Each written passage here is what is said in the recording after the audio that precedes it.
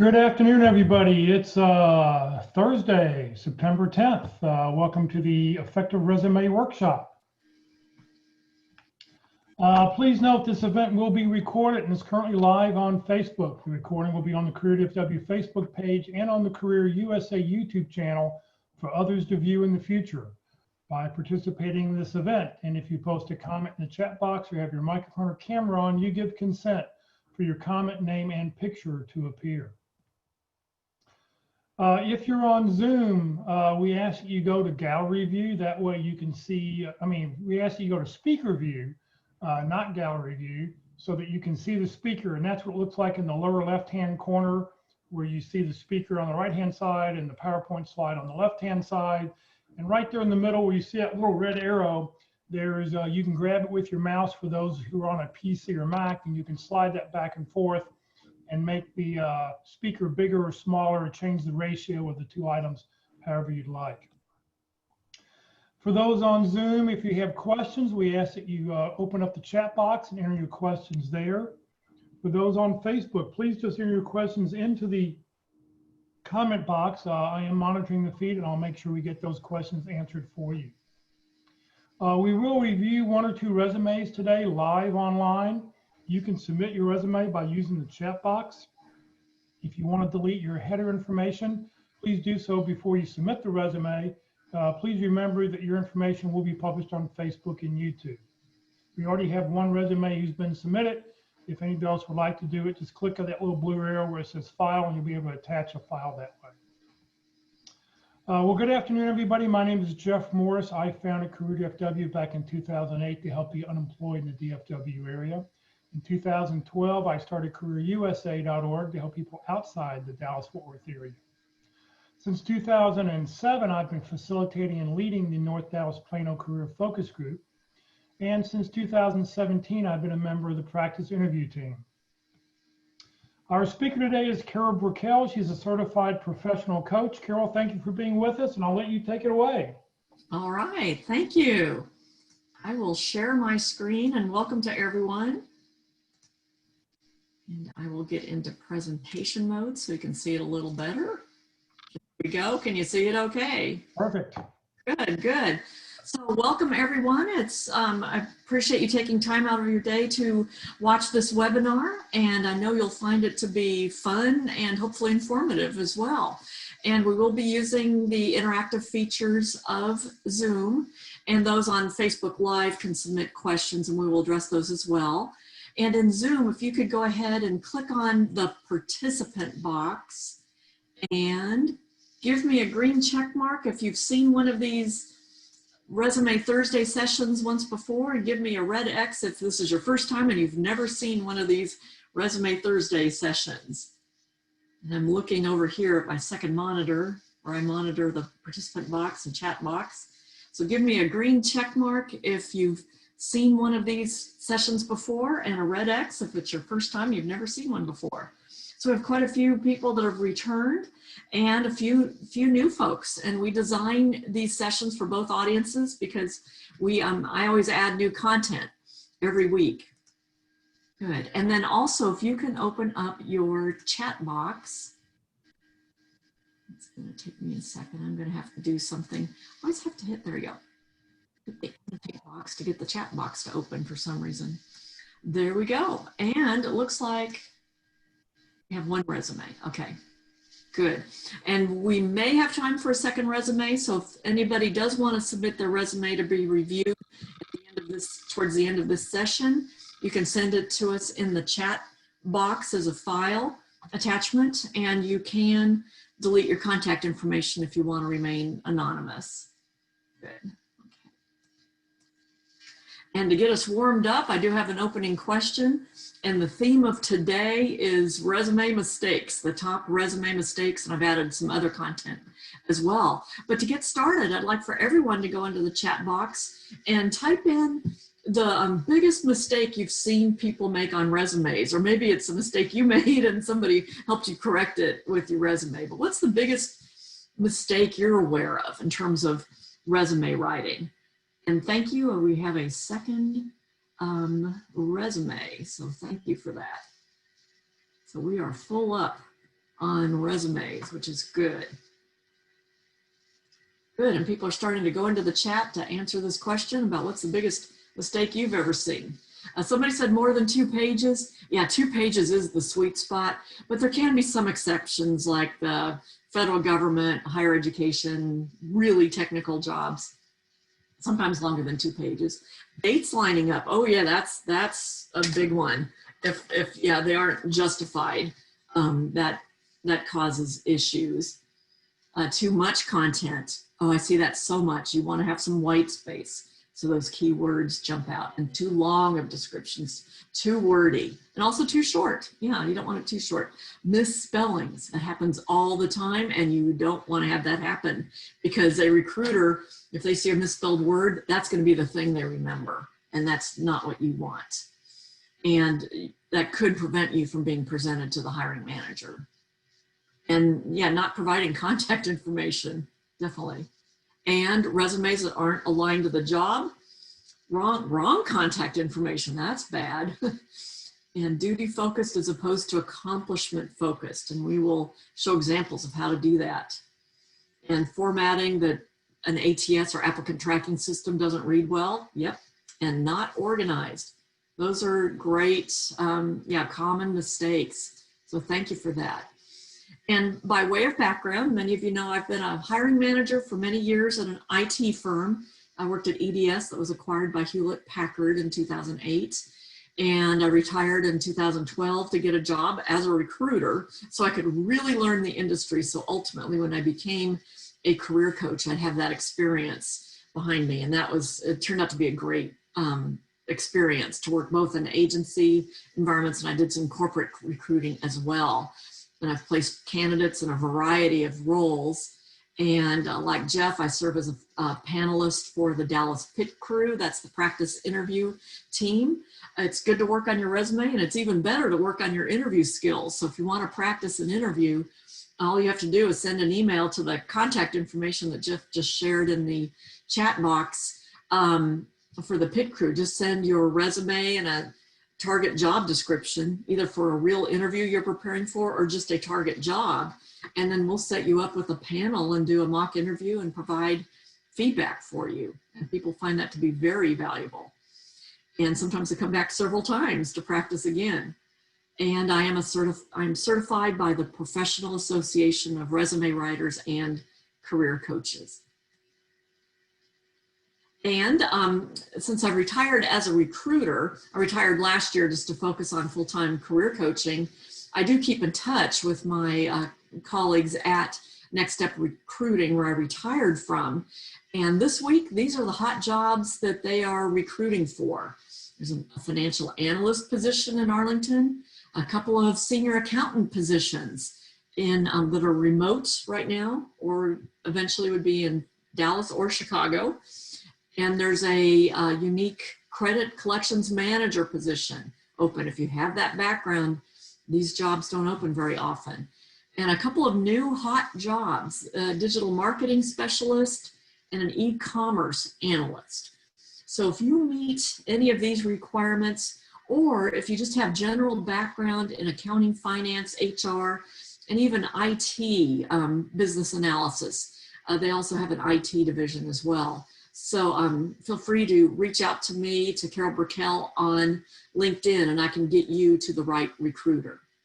So I like to share these, and usually every week somebody says, ooh, I matched the requirements for one of these jobs. And then when somebody sends me an email, I get your resume over to the recruiter right away, because in the world of recruiting, time is money. And they also use a phrase, time kills all deals. So if you see an opening or if somebody asks you for your resume, send it right away. Customize it a little bit if needed, but get it sent. Good. And here's our agenda today, 2-part agenda. The first part we'll talk about, review some information about applicant tracking systems, and we'll review some common resume mistakes based on some research I've done. And then I've added a couple slides about a topic that I've been spending quite a bit of time with people lately, how to fill in a gap on your resume, either between jobs or maybe you were laid off in 2018 or 2019 and you've had a gap between then and now. What do you do about that? So I have an example to share with you about that. And then we'll review some key components of a resume, see if there's any questions and answers. In fact, throughout this webinar, I keep looking over here because I'm looking at the chat to see if anybody has any questions. You're welcome to submit questions at any time. And then we'll review some sample resumes.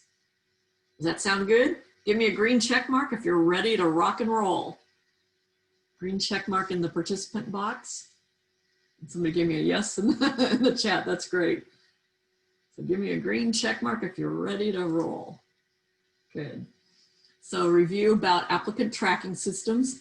And I bet several people out there know some names of applicant tracking systems. If you happen to know any names of any of these systems, type those into chat.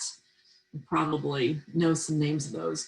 And these are the systems when you're applying online and your resume gets uploaded. Those systems start reading the data, or they parse the data, and they take out the text and put it into the fields in the database. Databases like name, dates, job titles. And examples of some of these applicant tracking systems are Taleo, iCIMS is a big new one, and Workday has a component of an applicant tracking system component. And the main thing to avoid are special characters, special formatting, and also using the header and footer in Microsoft Word. That data won't get read. So you don't want any special boxes. Even underlining can impact the ability to read some of the text. And special bullets, go ahead with the default bullets, those are fine. But any special characters can throw off the applicant tracking systems. And each system is different, and they all get installed differently based on certain configurations. So each system is different. So you just want to be kind of free from any special formatting. And you do want to be sure that you've modified your resume to align to key words in the job description. And we'll show an example of that in a few minutes. And you can use jobscan.co, and that is CO, is an online tool to compare your resume to a job description to see how good of a match you are. So you can try that out. If anybody has done that, give me a green check mark if you've ever used jobscan.co to compare your resume to a job description. A couple people have done that. Okay. If you found it worthwhile, write a little comment in the chat box. I've had a couple of clients use it and they found it helpful to get that feedback. Somebody did, and they said they only had a match of 30%. So that tells you that you might need to rework your language or use the exact same keywords. You know, if there are certain skills like improve processes, put in improve processes rather than improving processes, because the machine wouldn't read that. And you need to write for the machine. And often with applicant tracking systems, you can upload a resume as an attachment. If you choose, you can upload a version with more formatting if you want to maintain 2 versions. And you can also, sometimes it gives you the option to upload a cover letter, and you can do that. And I believe jobscan.co is free, I believe. Somebody's asking if you have to pay for it. If anybody knows, you can clarify in the chat if it's free or not. I think it is free. And so you can upload cover letters, but I will confess as a recruiter, I never had time, because for every job opening, there'd be between 250 or 300 applicants. Now during the pandemic, there's even more. And even if I look at the top 10%, that could be 30 or 50 resumes, and I wouldn't have time to click on the cover letters. So, but if you need one, sometimes it's good to have a simple format, and we have a format that we'll share in the chat box here. And then somebody, Jeff, thank you for providing information about jobscan.co. Good. Oops. And then regarding ATS systems, sometimes I see a lot of people spending a lot of time trying to figure out how they work, and each one works differently, and each company may implement it differently because you can set different configurations. So don't try to overthink it too much. Try to keep the big picture and just basically upload a resume that is fairly free of special formatting. And then usually, I know with Workday, you have the option then of reviewing the data to make sure it did get uploaded correctly. And one thing that happens a lot is if the name, if you have like comma PMP, your last name will be your last name, comma PMP, so you may want to clean that up. And sometimes the summary information gets uploaded as your most recent job, and so you may have to clean that up. So it's good to double check the data once it's been uploaded. And then the real important thing is to don't just rely on applying online. Also reach out and contact a person, because if you just apply online, the chances of you getting called for an interview out of a scale of 1 to 100 is only 2%. And I found that in reality, and I just read that statistic in an article by Forbes magazine. So to increase those chances, you need to reach out to a person, either a first or second level person who's at the company that can forward your resume to the recruiting manager or the recruiter that posted the job and refer you or advocate for you. Then your chances go way up if you're a referral. Yeah, Carol, there was a question here saying, if you're sending a resume to an individual, should it look more pretty than one for an ATS system? That's a personal choice. Myself, I like to keep things simple, and I just created a clean resume that I could upload in the ATS, and it's easy to read for a recruiter.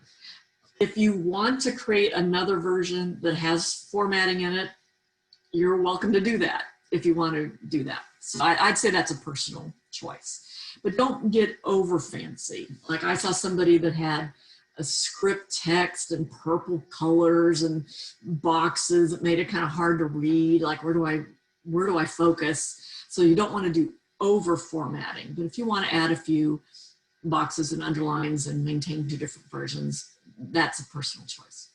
Good. And then somebody said, don't get discouraged. The power edit button to edit your resume in live time until you get, somebody has the power edit button. Wow. Okay. Is that a function in jobscan.co? The power edit button. Person that wrote that, if you could provide us a little more information about this power edit button. Okay. Good. And then, so it's important when you've applied online to reach out to a person, either somebody you know at the company. If you don't know anybody, then reach out to the recruiter who posted the job if you can find their name. Sometimes it's on LinkedIn job postings, or if you can't find the name of the recruiter, go a level up and do some searching on LinkedIn and try to find the name of a recruiting leader or talent acquisition leader at that company. Reach out to them. And I recommend leaving a phone call. Call the main number to the company and ask to speak to that person. They'll connect you to their best number. And nowadays it's usually cell phone numbers, and say something like, hi, I'm Carol. I just applied to your corporate recruiting position. I meet all of the requirements and I have 5 years of experience and I've used iSIMS or whatever the requirements are. And I found as a recruiter, when I got calls like that, I always invited those people in. And those are usually the people I hired, because that shows initiative to do that. And that can cause you to stand out. So now we'll have some fun here talking about some common resume mistakes. And these are mistakes I gathered by looking at a variety of different articles. And I found they all kind of fell into these categories. And these were, I posted a couple of the sources of where I got some of these common mistakes. The number one, spelling and grammatical errors. I would say in 95% of the resumes I reviewed as a recruiter or a hiring manager, there'd be some sort of issue. And sometimes it might be as simple as a spacing issue, like in the columns for the key skills or areas of expertise. And if there was a spacing issue, that's what I remembered about that resume. And sometimes I'd put it aside because I knew the hiring manager wouldn't want to see that. Using an unprofessional email address. You want your email address to be close to your name. Like mine is Brickell.Carol@yahoo.com. It's not Carol likes kitty cats or something like that at yahoo.com. You want it something related to your name, and if your name's already taken, maybe you can add some numbers to it. And then failure to demonstrate and quantify results. You want your bullet points and your experience to be results oriented. We'll show some examples of how to do that.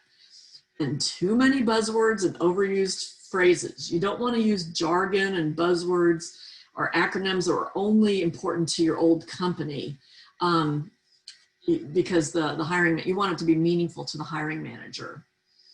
And then somebody said, is it okay to have an email address at your own domain? I think that's kind of cool. That shows that, wow, you set up that. Yeah, I think that's kind of neat. If anybody else has an opinion about that, let me know.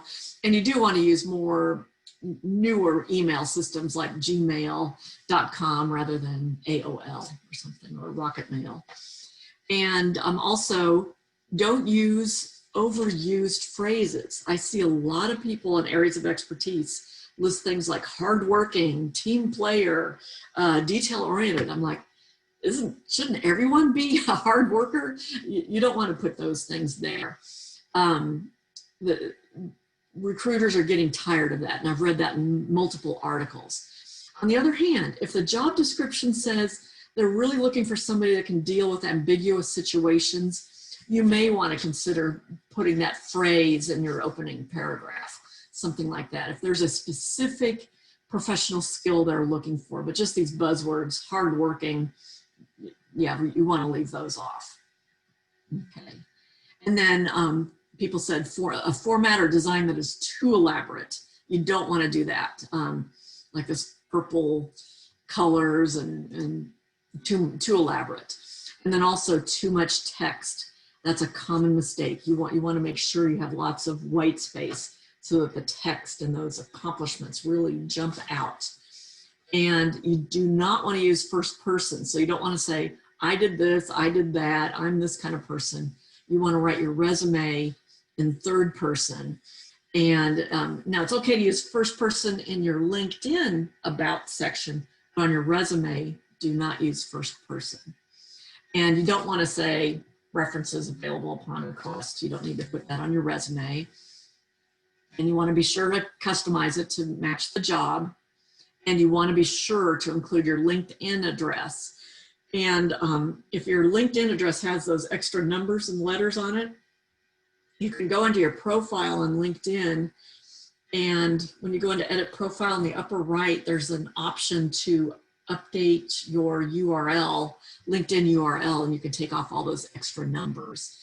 And so you can create your own modified LinkedIn URL and then include that nice modified URL on your resume. So if you have any questions about those, let me know. And yeah, this week I was helping several people address this question, how to fill in a gap in a resume. So I thought, oh, I should share what I'm sharing with people because they're finding it to be helpful. So let's say you were laid off in 2018 and you've been working hard on your job search. You've also been doing a little bit of volunteer work and doing some education, or maybe some consulting, maybe even to free consulting to nonprofits. And so I recommend adding that.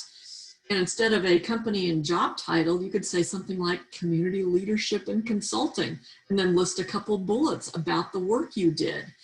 And I'll show you an example of this. So this is actually based on kind of volunteer work and consulting work I've been doing in my free time. If I were to list this on the top of my resume, this is probably what I would say: community leadership and consulting, because I want to demonstrate that I've not only maybe attended some meetings or networking meetings, but I've actually demonstrated leadership and volunteered to do some work to give back to the community.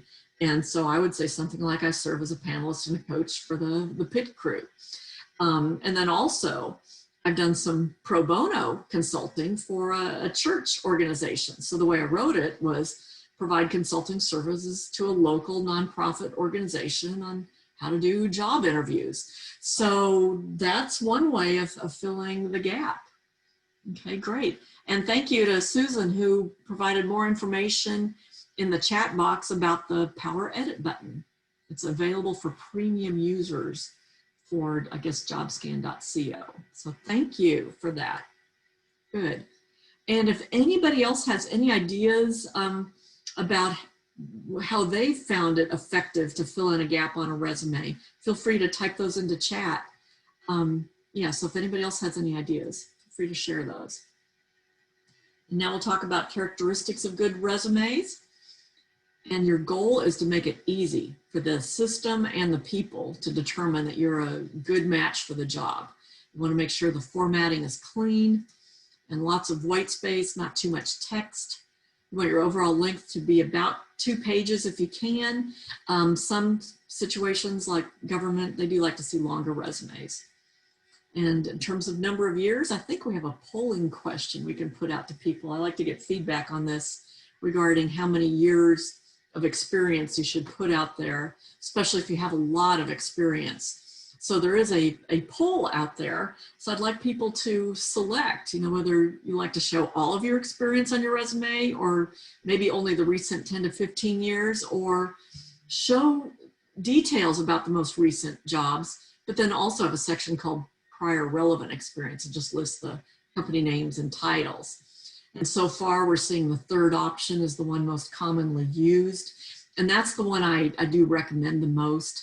Myself, when I was actually applying for a recruiting position at the age of 60, I showed all my experience, but I was talking to people that knew my background. And so I did option number 1, and that worked for me. And I, as a recruiter, I'd see a lot of resumes chopped off after 10 or 15 years of experience, but that could cause confusion during the interview if they mentioned a company that wasn't on the resume. So as a recruiter, and the feedback I got from hiring managers, they prefer the third option so they can kind of see the full picture of the person. Okay. Good, so thank you for answering that poll question. Good. Now we'll talk about key components of a resume. These are the key components. You might have other components as well, like if you've done publications or certifications, but these are some of the key components: the heading, the summary, accomplishments, which is a nice optional section, and then your professional experience, education, and software. So we'll walk through these and then we'll look at a couple of sample resumes. So in the heading, you want to make it really clean, make your name stand out. Have your phone number, your closest large city, especially if you have a suburb name that people may not recognize. You can put the zip code in if you like. Some recruiters like to search on zip code, but you do not need to include your physical street address, your home address. And the summary profile. Get a lot of questions about this. And this is the format that I see recommended by a lot of people through the organization where I was certified. And one of the formats they teach in the career transition workshop teaches this format. In fact, this whole resume format is very similar to one of the formats they teach. And Jeff, would you like to say a word about the career transition workshops that are coming up? Yeah, actually I have a slide coming up a little bit later that'll Okay. have everything at the end. But yes, the Frisco Career Transition Workshop will be starting next Tuesday for the next 6 weeks. And you do need to register so you can get the Zoom link. And I'll share that information towards the end. Great, excellent. Yeah, I highly recommend that. It's taught by some wonderful local experts. And in the summary section, you want to keep like your opening paragraph short, about 3 lines. I've seen some that are 9 or 10 lines, and a hiring manager is just never going to read or process that much text. And areas of expertise, the magic number is to have about 9 bullets there. And this you can modify. In fact, you should modify every time you apply for a job. And an optional section is to have a section of key accomplishments when you think about your career. Identify your top 3 to 4 major accomplishments. And I see a lot of business development people, salespeople, recruiters use this section, especially when they're applying for jobs where they want to show quantitative results and achieving targets. And that can be really nice to add that. And professional experience, you want to make it clean, easy to read. You don't want to have more than like 8 bullet points per job, and make sure these verbs are appropriate for past jobs, past tense, and for current jobs, present tense, unless it's a project you've completed. And so sometimes you might have past tense in there. So make sure your verbs are correct.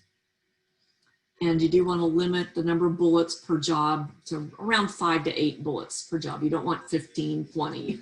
Nobody's going to read that many. And they should focus on results, not sound like a job description. And this is what I do with when I'm coaching people about how to turn your bullet points into more results. It's to do the so what, ask so what. And this is an example of a business analyst who had a bullet point on their resume that was well written. He said he developed a Visual Basic program to automate the conversion and migration of data. You know, that's kind of cool. But I asked the question, so what was the result? What was the outcome? Or what was the benefit of doing that? And it turns out it did result in reducing the data migration time, reducing errors, and increased the client confidence. So he ended up rewriting that bullet to focus on those stronger verbs that were more the results, reducing data, eliminated errors, and increasing stakeholder confidence by developing that database. So some of the bullets that you have may be able to be turned into more results oriented if you ask that question. So what was the result? And another very common question, and I was coaching somebody yesterday on their resume, and it looked like they were a job hopper, but it turned out they'd been with the company for over 10 years. And the way to illustrate that is to show the full length of time that you were at the company, and then for each job, put in parentheses, and don't write justify the years for each job. And this way it shows your progression, and this makes your resume stronger. It shows longevity, because when recruiters are doing a quick scan of your resume, they're not doing a lot of detailed reading. They're doing a quick scan to see if you have the skills and to see if you have longevity at jobs, or to see if you're a job hopper. And then they double check maybe your software skills if that's important, and your education level if that's important. So they're just doing a quick scan, and they're spending, I used to say I would spend 5 to 10 seconds. And I read a statistic, 7.4 seconds is what a recruiter will spend looking at your resume. So you want to make it jump out that you were with this company and you had, you know, promotions and progression. And if you have a company that you've worked for that has been acquired, you can handle it a couple different ways. Maybe they merged with another company or changed their name or were acquired. So you can either give the current name of the company followed by the old name, or the old name with the company that acquired them. And when I retired from Hewlett Packard Enterprise Services in 2012, I put Hewlett Packard Enterprise Services, formerly EDS, or I could have said EDS acquired by Hewlett Packard. I could have done that. So those are just a couple of options there. If you have any questions about any of this, let us know in the chat box. And you want to be sure to include your education, any degrees you've obtained, and software skills, especially if they're requiring software in the job description. Good. Raj asked a question. If you list key accomplishments, do you omit them from the professional experience section for that particular company, or do you just list them twice? Maybe reword them is my first thought. I think it's good to list the summary at the top, just the headline, and then down below, you could still put it to show where you did that, you know, which company, maybe slightly reword it a little bit or add a few more words of detail down below. If anybody else has any suggestions, let me know. Good. Because the professional experience section, some recruiters use that section to validate that the person is really telling the truth. You know, if they're saying they have an area of expertise or accomplishment, sometimes the recruiters look down below to see, okay, where did you really do that? So I've heard recruiters say that. Now here's one of my favorite slides.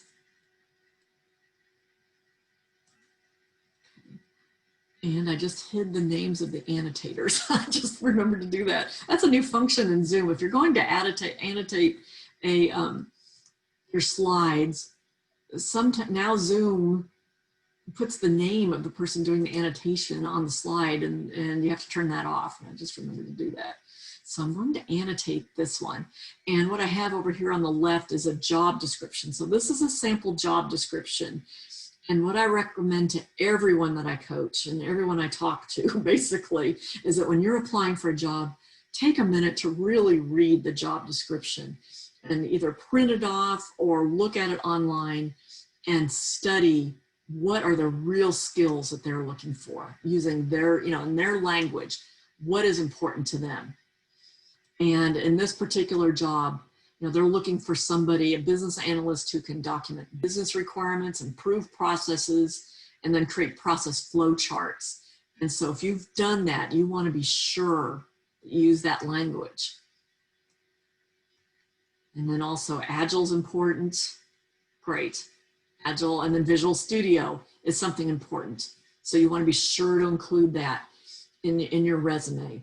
And it really should only take a couple of seconds. When I coach people and I tell people to go through this process, they say, oh, Carol, I don't want to do that. It takes so much time. I'll say, okay, just give yourself 10 or 15 minutes. Don't spend a lot of time on it. And you don't really need to, but just get your mind around that job description, what they're looking for.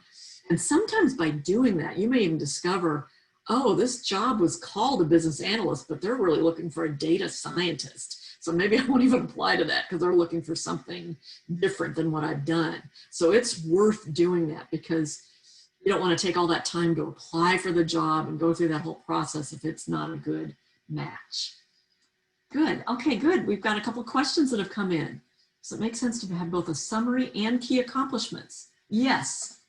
I think so. And I've seen people do that where they have an opening summary where they have the job title of what they're applying to based on their experience, like in this case, business analyst, and then just an opening paragraph, and then areas of expertise. And then you can have another heading that says key accomplishments, and then the bullets that are more like longer headlines. They wouldn't be in 3 columns. So I think that looks okay. Maybe, Jeff, do you think I should update my template to include a key accomplishment section so people can see what that looks like visually? I could do that. Unmute myself. Yep. Sorry. I realized that and a little thing pops up going, you need to unmute yourself. I don't think most people use key accomplishments. I think for a lot of people, that's not the standard. But if, like you said, if you're in sales or, I would say, I'm okay with it not.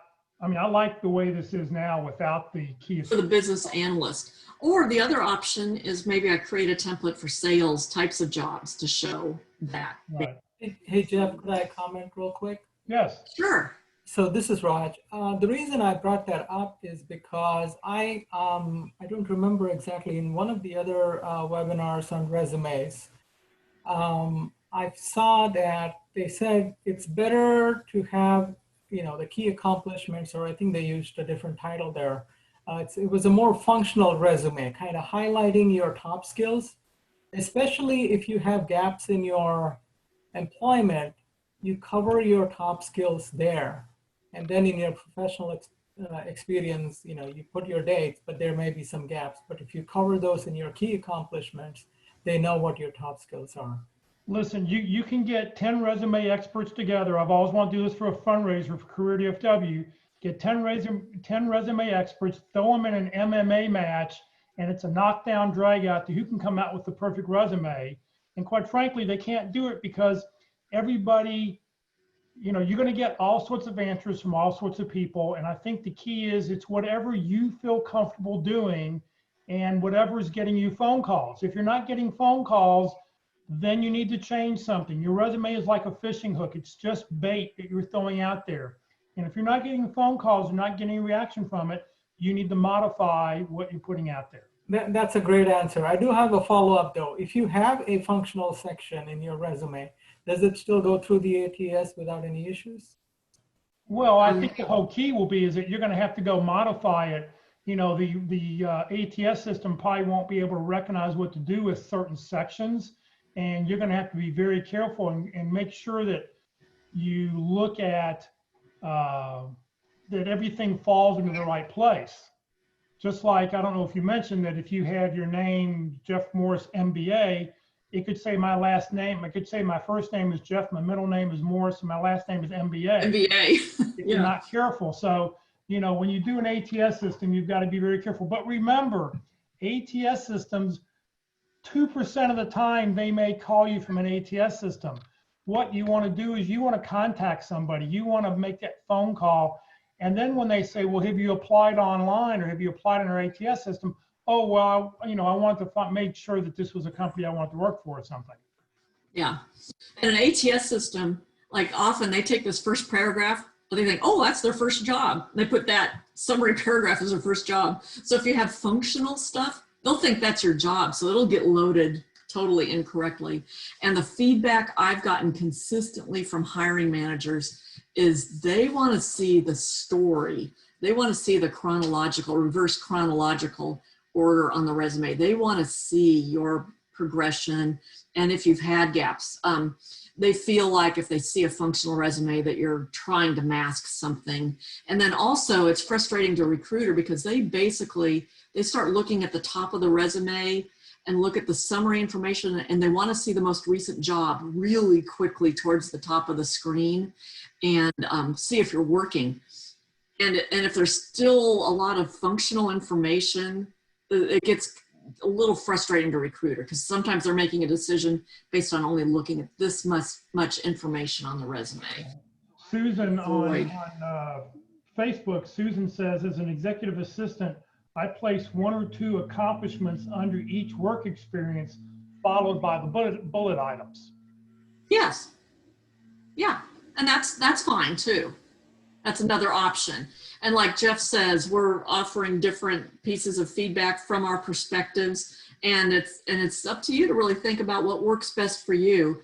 And the best measurement is, are you getting phone calls? Yeah, and what feedback? And what I recommend also is reach out to a recruiter. Apply to a job that an agency has posted so you can meet a recruiter. And if anybody wants to get connected to great recruiters, like at Next Step Recruiting, I can get you connected. Ask them for your feedback because they're looking at resumes all the time too. So good. And let's see. Had a couple other questions, and then I do want to get to the sample resumes.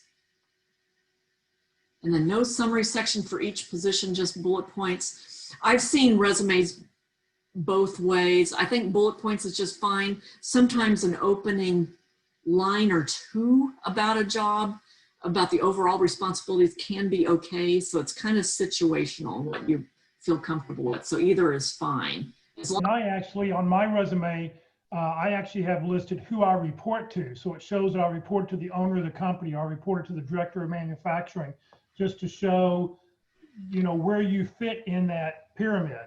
So, you know, there's no right or wrong. It's whatever you feel comfortable with. Right. And what I would say is the summary per job, you don't want it to be like 5 lines or 3 sentences because that won't get read. So maybe just a line or 2 if you want an opening summary. And then your bullet points with the headlines of your accomplishments. And then somebody said 3 columns where you have areas of expertise. Does the ATS read the columns of information, or is it better to have a list? I have found that it's okay. I just use tabs. I don't put it in a table. But if I just use tabs, it picks up the words. Okay. If anybody has run into issues with that, let me know. So as long as you don't put it in a Microsoft Word table, you should be okay. Good, good. Okay, what is the time frame on job length to be considered a job hopper? I have found, this is just, again, my perception based on the recruiting work I would have done, anything less than a year, like if your last 3 jobs have all been less than a year, that would be kind of job hoppy. It's actually very common for a job to be maybe 18 to 2 years. That's, in fact, a lot of people at high-level leadership positions, I see that turnover fairly frequently. Jeff, did you have a comment about this? Well, the other thing I was going to say is that if you're doing, let's say you're a contractor and you have 5 or 6 contract jobs in the last 2 years, what you probably should do is you should have 1 job posting for that 2 years, or 1 area for that 2 years, and that you list you were a contractor with the following companies and what you did at that company, and group that all as one job. Yes, yes. And I've seen people do that and then get better success, get more phone calls rather than listing 4 short-term contract positions. Yes, group it together and type, like if you're a recruiting consultant or something at multiple companies, and say, served as a consultant at the following companies, and then list the accomplishments. And Jennifer, I do agree. The best thing to do is you need to get in front of somebody, a real live person, much more important than trying to just fill out applications online. There's actually a speaker out of the Minneapolis, St. Paul area who comes down here occasionally, and she says, never waste your time applying for a job online. Network your way in, and when they make you, or they ask you to get in the online system, then you do it. But if you can get in, through the back door, it could be helpful. Yeah, yeah. And some companies, they like it. They like you to go ahead and apply online. Like when I worked as a corporate recruiter, we liked it when people went ahead and applied online, so they're in the system, and then they called us and reached out to us and said, okay, I just applied to rec number whatever, and that way I could right then look up their information. So some people like that. Right. Okay. Yes, that same person said the ATS stuff really has me down. Yeah. That's why I say step away, just keep it simple, and then call a person. Yeah, because I've seen people get really frustrated about ATS systems, and I've seen a lot of conflicting information out there. Okay, so a line under company to describe. Yeah, having a line about the company, under the company name, especially if it's an uncommon name or not well-known company, can be helpful. And I think Jeff has done that with success on his resume. Good. And then should you put down your short-term contractor? Yeah, 3 to 6 months. Yeah, if it is a short-term, you might want to put contract position or group them together. And if you need further help with that, let me know. Okay, all right. So I'm going to stop sharing my PowerPoint. I think that's my last slide. Yeah, I'm going to stop sharing and pull up our first sample resume. And thank you to those who have shared their resume. It takes me a couple of clicks here, and I have to click on the document. It's thinking a moment. There we go. And then put on new share.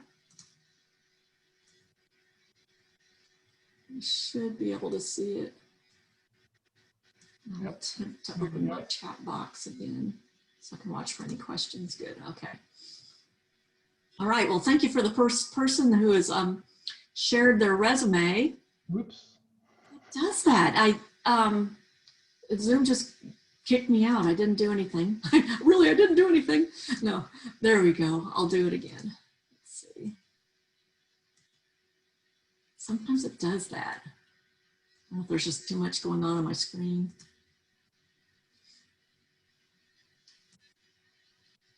Try one more time.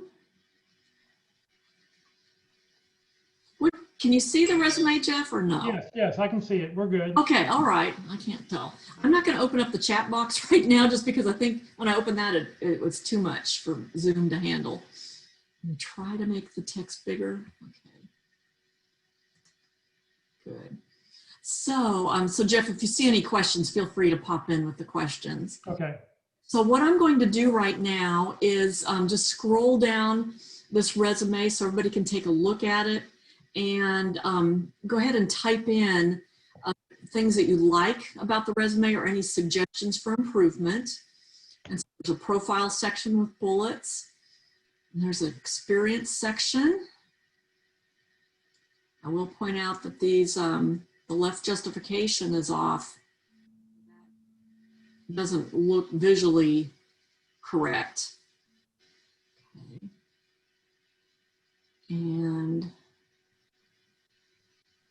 I'm scrolling down, and we have education and certifications and training. So I see certifications, but I don't see training called out separately. Okay. computer and language skills, lots of software. And what are these up and down lines? The pipes? Pipe symbols, yes. Yes, and those are okay, I'm hearing, with ATS systems. I find them a little harder to read. I would use commas there. That's just me personally, as a human trying to read it, but they're okay to use. So Jeff, any questions or comments come into chat? It says summary with bullets not as appealing for the eyes. So I assume that very top section. Yeah, and it's interesting. I just had somebody offline before this workshop ask me about, is it okay to have your profile be in bullet points? And I think the recommended version that I've seen when I got certified and seen in multiple workshops is more the opening paragraph. I don't know if that's warmer to start off with an opening short paragraph, just 3 lines, and then have bullet points. I mean, you know, I love your so what game. So a trusted advisor to professionals at all business levels, including executives. So what? Yeah. I mean, I'm looking for results. I mean, you know, if you put a bullet point, it better have a result. If you didn't have that as a bullet point, just had it as, you know, that PHR certification, that should go down to your certificates at the bottom. I think that beginning thing should be a paragraph, 3 or 4 lines saying what it is you do. Right, right. And if you're going to use the Oxford comma before the and, do it consistently. Otherwise, I think it was a mistake. And then no need to list software here, unless it's really, really, really important for the job. Software is usually listed down below. And did anybody have a comment about the length of these bullets?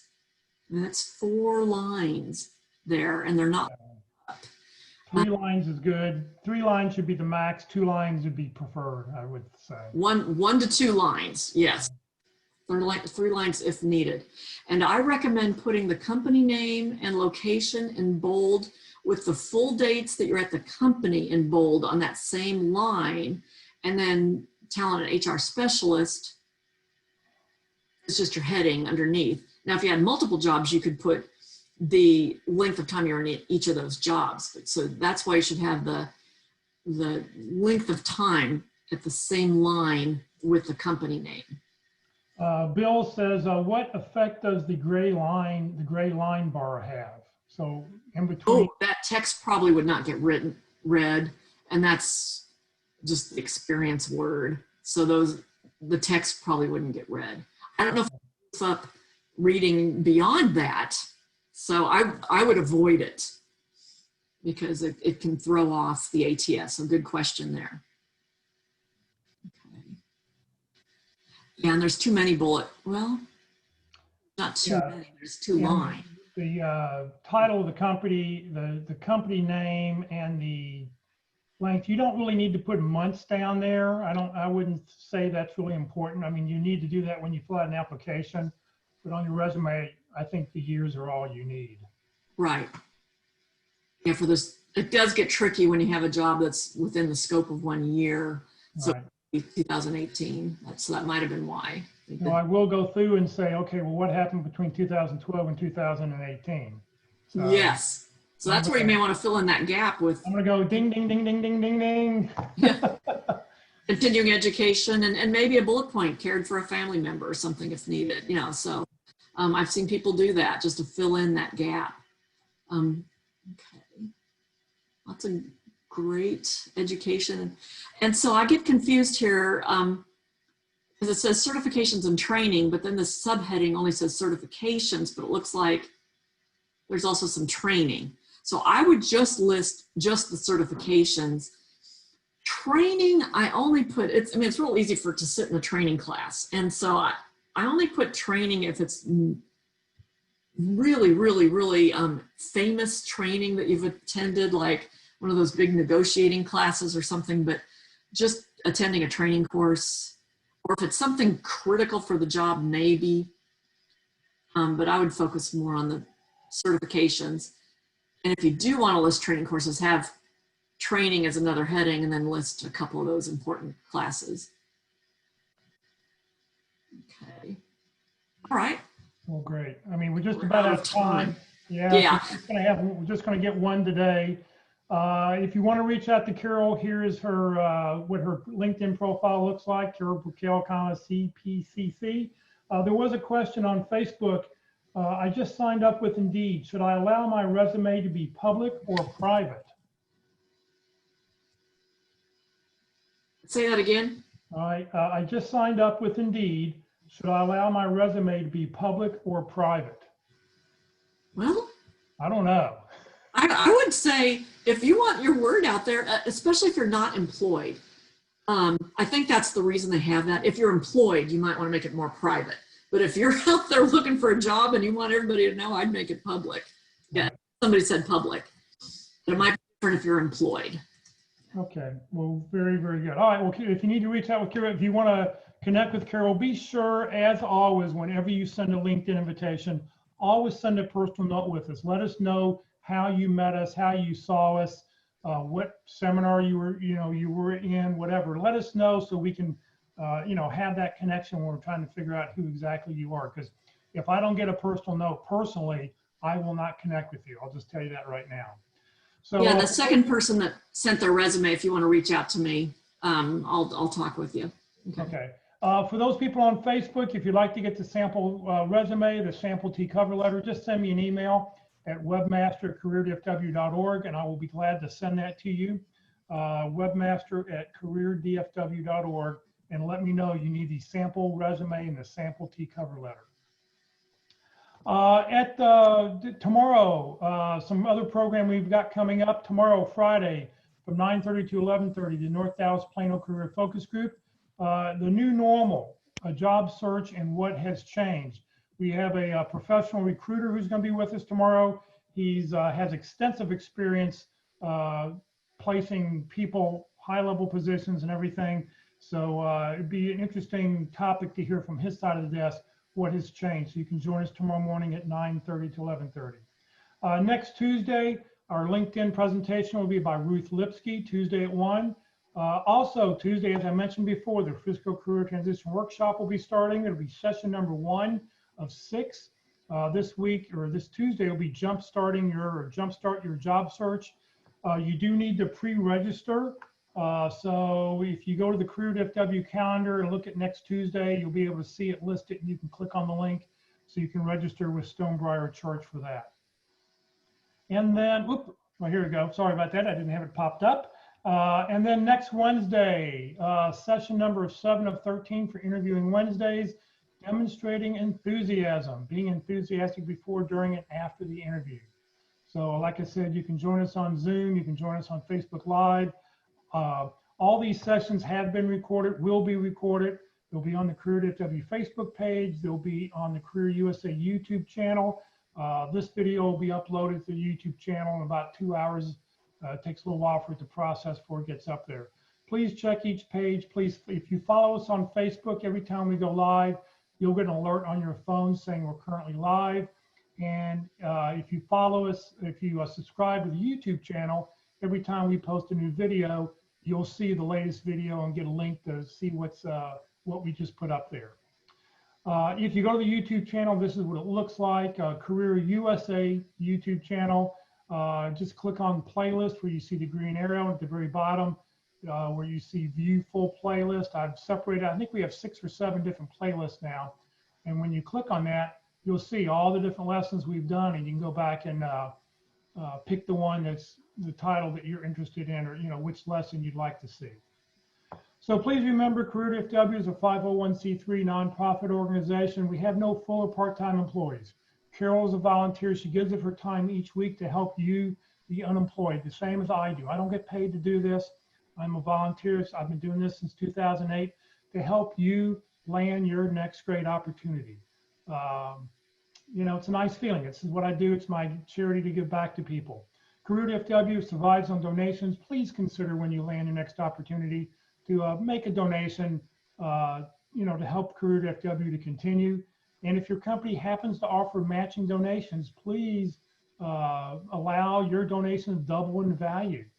We really appreciate it. If you don't see our name on the list, please let me know. I've added our name to a couple companies last year, So, you know, it really would be appreciated. So Carol, once again, thank you very much for your time. For everybody who's part of the lessons today, thank you for joining us. And hopefully we'll see you tomorrow or next week at one of our sessions. Jeff, bye everyone.